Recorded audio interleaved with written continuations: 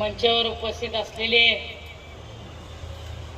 आपल्या सर्वांचे लाडके आमदार आदरणीय अभिजिताबा, उमेदवार असलेले आदरणीय मयुरीताई संतोष बागल व उमेदवार शिवाजी तात्या मदने व उपस्थित सर्व सन्माननीय ज्येष्ठ मंडळी, युवक व सहकारी बांधव, पंचायत समिती निवडणुकीच्या निमित्ताने या ठिकाणी आपल्या गावामध्ये येत असताना आज मला सांगायला आनंद वाटतोय की तुम्हाला अजूनही शंका असेल की अजून कसं काय तुम्हाला पाहिजे ते चित्र दिसत, तर जय वीरूच्या जोडीमधला दुसरा माणूस अजून यायला लागला, चालू आहे.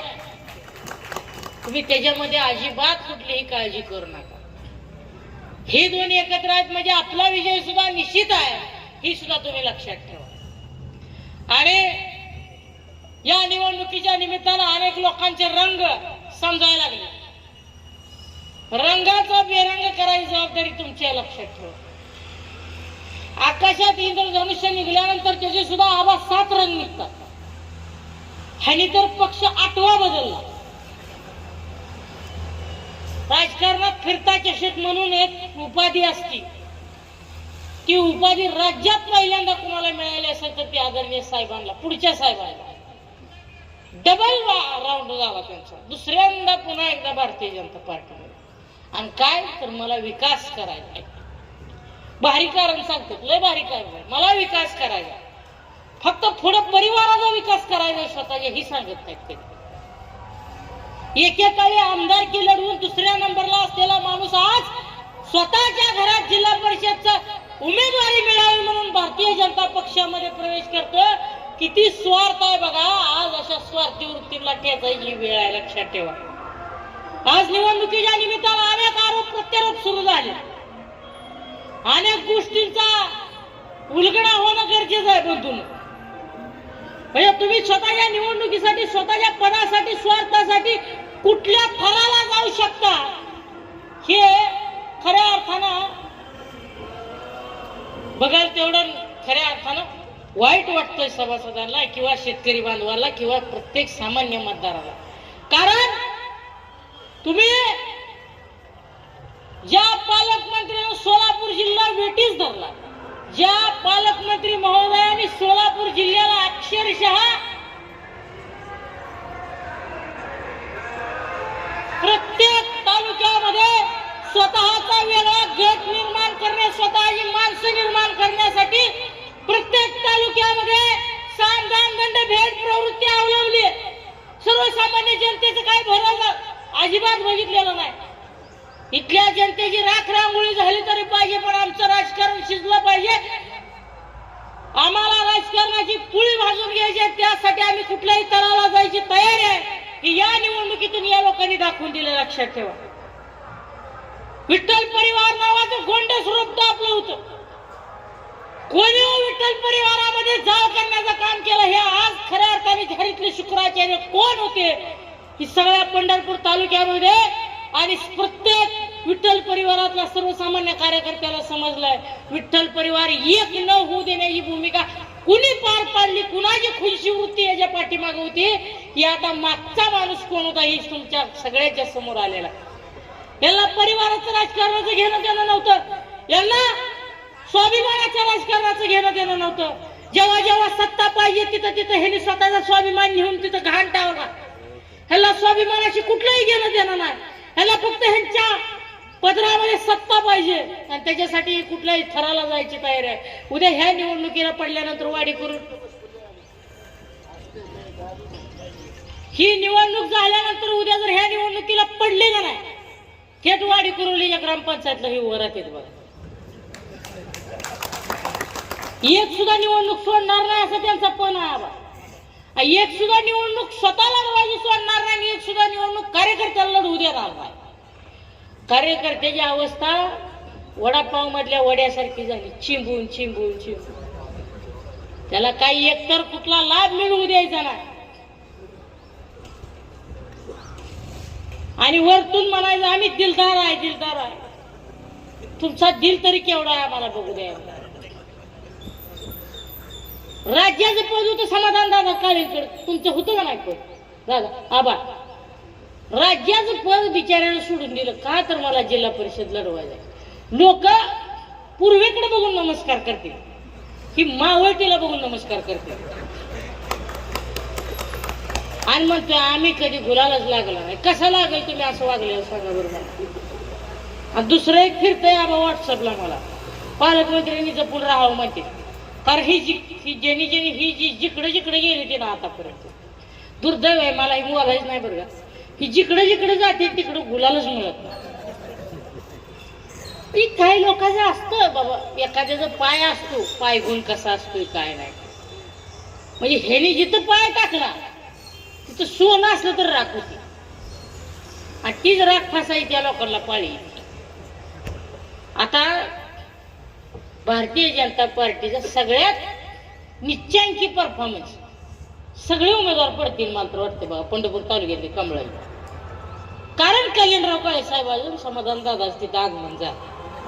आबर हिथं बी काय बसले नाहीत, तिकडे नदीकडे तिकडे जळवली, नळी, शंकरगाव, पुळूस, सगळ्या गटात फिरवा म्हणलं, त्याशिवाय पराभव नक्की होणार नाही.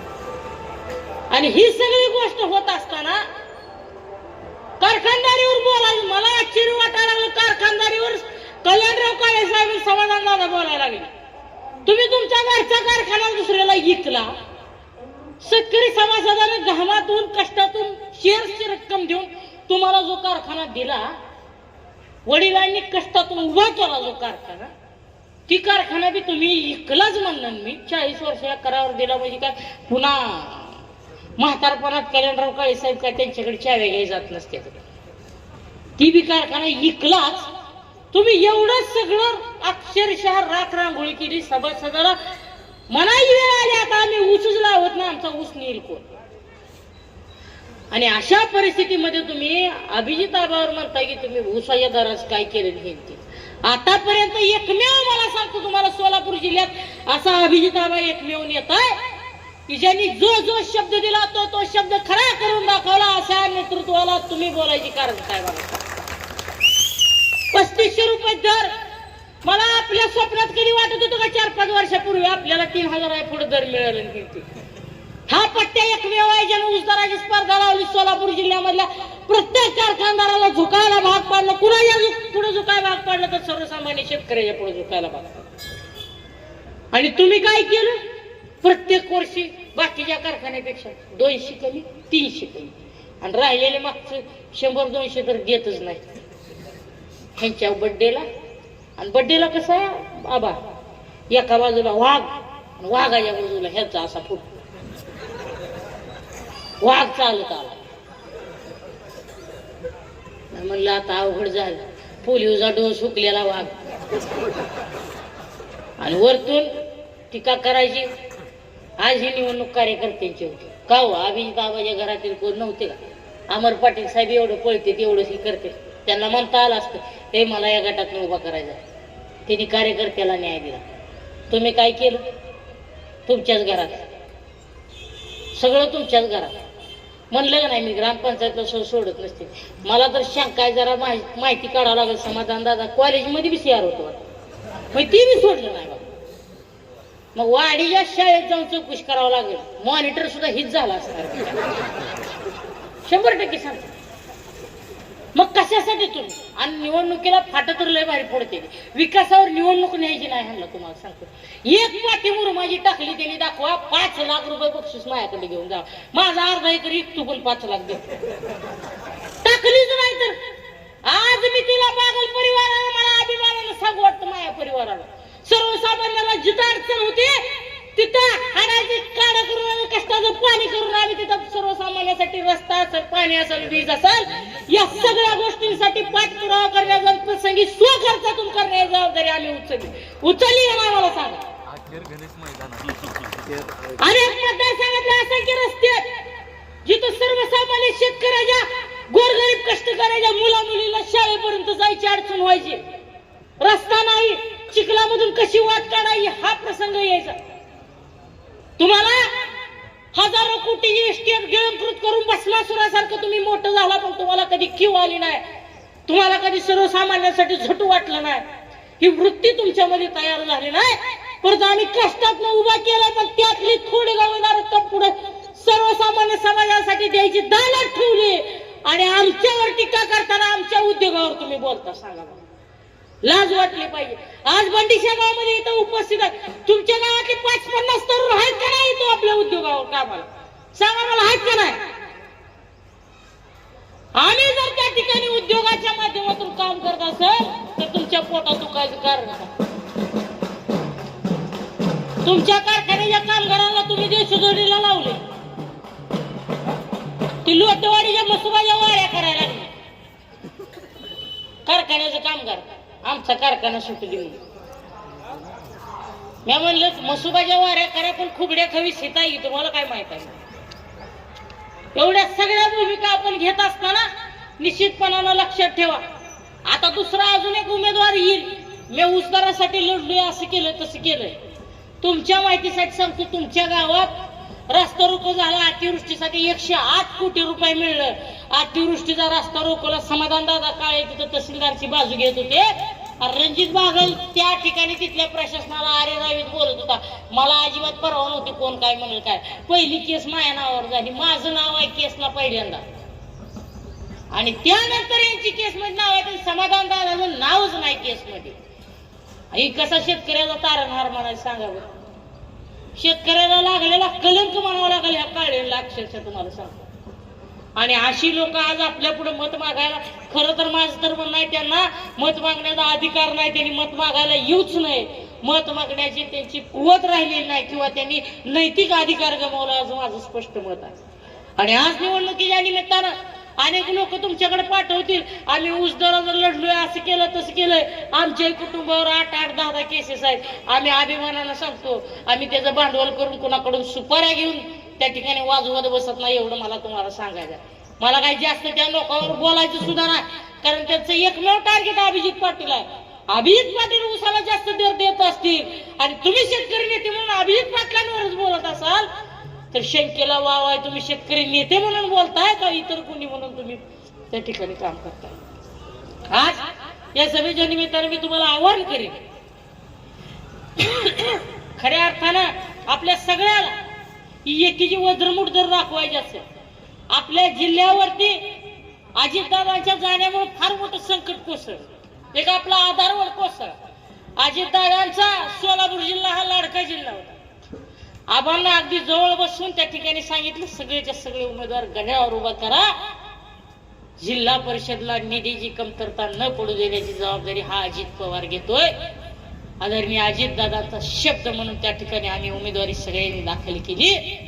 आदरणीय दादांच्या शब्दाला खऱ्या अर्थानं आयाम देण्याचं काम जर करायचं असेल, आदरणीय दादांच्या विचारांना खऱ्या अर्थानं पुढे घेऊन जाण्याचं त्यांचे विचार जर त्या ठिकाणी जोपासायचं असतील तर आपल्याला खऱ्या अर्थानं घड्याळाला समोर बटणं दाबावं लागणार आहे. आदरणीय अजितदादांसारखं रोखोक नेतृत्व होतं. ह्यांनी अजितदादांकडून एवढा फायदा करून घेतला, कित्येक वर्ष कारखान्याला कर्ज मिळवून घेतला अजितदादांकडून. आणि निवडणुकीच्या आधी तुम्ही भारतीय जनता पक्षात प्रवेश काय केला, अजितदादाच्या शोक सभेला सुद्धा ह्यांचे दोघं भावातले कोण घरात सुद्धा फिरकलं नाही. ही कृतज्ञ वृत्ती आहे बंधूंनो, लक्षात ठेवा. तुम्हाला सत्ता मिळाली, जोपर्यंत तुम्ही त्यांच्याकडून लाभ घेतला तोपर्यंत त्या माणसाला तुम्ही जय जयकार केला. आणि जेव्हा तुम्हाला अचानक साक्षात्कार झाला, तुम्ही कमळाबाई मध्ये जाऊन वॉशिंग मशीन मध्ये जाऊन क्लीन झाला, पांढरे शिपड झाला, त्यानंतर तुम्हाला मात्र असं वाटायला लागलं की जे झालं ते झालं, आम्हाला त्याच्याशी काही घेणं देणं नाही, निदान कृतज्ञता व्यक्त तर करायची होती, असा या निमित्ताने विषय होता. आज या निवडणुकीच्या निमित्ताने मी तुम्हाला नम्रतेचं आवाहन करणार. खऱ्या अर्थानं घड्याळ्या चिन्हासमोरची बटणं दाबल्यानंतर विकासाचं बटन आहे. तुमची राहिलेली सगळी विकासाची कामं करायची जबाबदारी ही बागल परिवाराची असते. पर्यायानं अभिजित आबांनी हा फक्त माड्या मतदारसंघापुरती नाही, आता पंढरपूर तालुका हा सुद्धा अभिजित आबांच्या मार्गदर्शनाखाली आणि भगीरथ दादांच्या मार्गदर्शनाखाली आपल्याला सक्षमपणे चालवायचं आणि पंढरपूर तालुक्यातल्याही प्रत्येक सर्वसामान्यांच्या समस्या सोडवायच्या. त्यासाठी तुम्ही खऱ्या अर्थानं पाठबळ देणं गरजेचं आहे. आणि जी काय वेगवेगळे आरोप हुकुमशाहीचे सुद्धा होते, दहशतीचे आरोप केले जातात. आता दहशत आमचे का तुमचे सगळ्याला माहित आहे. दहशत लोकांनीच मोडून टाकली आतापर्यंत. ही दहशत राहिलेली उरलेली सुरलेली सुद्धा तुमची दहशत. ह्या निवडणूक लोक गपचूप जाऊन ती पार्लेजीचं खोकडं असतं बघा, त्याच्या आत बटन असते, व्यवस्थित जाऊन घड्याळाच्या 4 नंबरला बटन आहे आणि मला वाटतं 3 नंबरला पंचायत समिती शिवाजी तात्या मधनेचं बटन आहे. बटन व्यवस्थित दाबा, दहशत मुक्त करा. ह्यांचा जी सगळीकडे खो खो स्पर्धा चालू आहे, हिथनं उठते ती तिथं बसते ती, तिथनं उठते ती हिथं बसते ती. ह्यांनी जी खो खो स्पर्धा चालू केली ह्यांना कायमच्या ह्या स्पर्धेतनं आउट करा आणि खऱ्या अर्थाने ह्यांना आराम द्या, एवढंच या निमित्तानं आव्हान करतो. खऱ्या अर्थानं पुन्हा एकदा मी आपल्याला आवाहन करतो की घड्याळासमोरची चिन्हासमोरची बटणं दाबून या उमेदवारांना प्रचंड बहुमताने विजयी करा आणि आपली सेवा करण्याची संधी द्या. असं